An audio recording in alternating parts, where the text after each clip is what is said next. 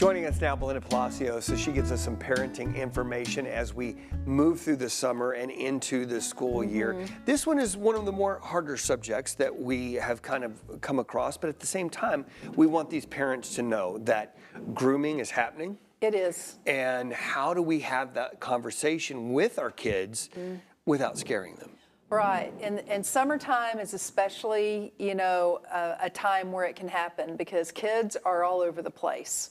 And they're staying with sitters and daycares and, because they're out of school. And so they go to, camps and they go to swimming pools and water parks and all of that. And so really preparing our kids for what is not okay is extremely important. So how do we do that in that caring way where we can gently talk about this thing and really, as parents, what do we look for, and so how can we pass that information along? Yes, I think what kids need to understand is that not everybody you come into contact has your best interest at heart.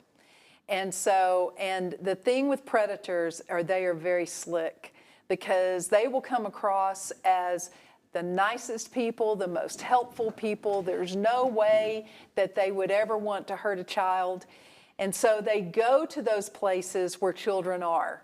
Camps, Boy Scouts, church youth groups, schools, all of that. So our kids need to be aware that there are things that adults will do that is not okay, and it's just fine for them to say no, and this isn't okay, and to tell someone. Okay, so what are we looking for? What are some of the indicators? One of the things is that victim selection. Predators are very, very good at selecting victims that are going to keep quiet, that are not going, they're going to be able to go along with what's going on. Usually it's a long game for a predator. They will start slow and move into it. So if you have someone that is showing unnecessary attention to your child, family member, church, pastor or youth director or somebody, Boy Scout leader, that is just really connected to your child and it makes you go, but then you think, oh, no. Yeah. That red flag and that little voice means something. So you need to start asking questions to your children about, does he make you uncomfortable? Does he say things that aren't appropriate? Is he touching you in ways that make you feel weird? Those kinds of things. Also, the trust development that predators will do. This is the crucial step in the grooming process, is that they will go overboard winning the trust of a parent or a caregiver. That is the first target, because once you have that trust, you have access to this child, and you'll have access to this child in opportune times to offend. I know. Again, we said that this is one of the hardest parenting subjects that we talked about, but it's important to have this and to have these conversations with our kids and to make sure that we're having this open dialogue with them.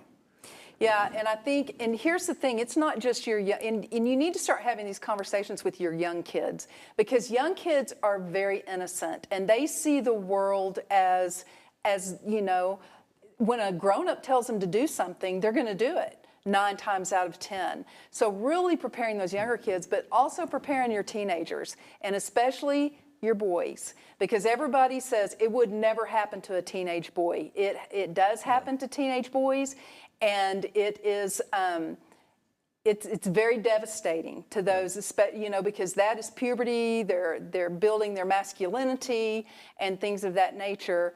And when they are, offended in some way or molested in some way, it can really, really kind of stick the development process. But making sure if you see things with your kids that just don't seem right, like they don't want to be around that person, they make every excuse in the world to not go to the places a certain person is going to be. If they come home from being with certain people and their demeanor or their mood is very different, that is a flag to look for. Start asking questions. Hey, did something happen? Did something go on? I think the most important thing is that letting kids know from very, very young age that it's okay to tell you anything. They're not going to be in trouble. Yeah. that they can tell you anything, and that the whole thing is to keep them safe. Creating that safe space. That's right. Okay. Well, where can we go to get more information? Is there some resources out there that parents can check out? There is. I mean, Family Support Services will have a ton of resources, that you need. School districts, your guidance counselors in the schools, they will have resources as well. And then, usually anymore, your churches can have resources. And so you can just look for different counseling services and school districts to look for those various resources. And it's happening out there. We report on it. We read those stories, and you think, how in the world? But it does happen. And there's a lot of good stuff online also that you can start researching. Well, Belinda, we appreciate you for your time, and thank you for helping us tackle that question. You're welcome. And you can get more information online. We do have more Studio 4 coming up after this. Keep it here.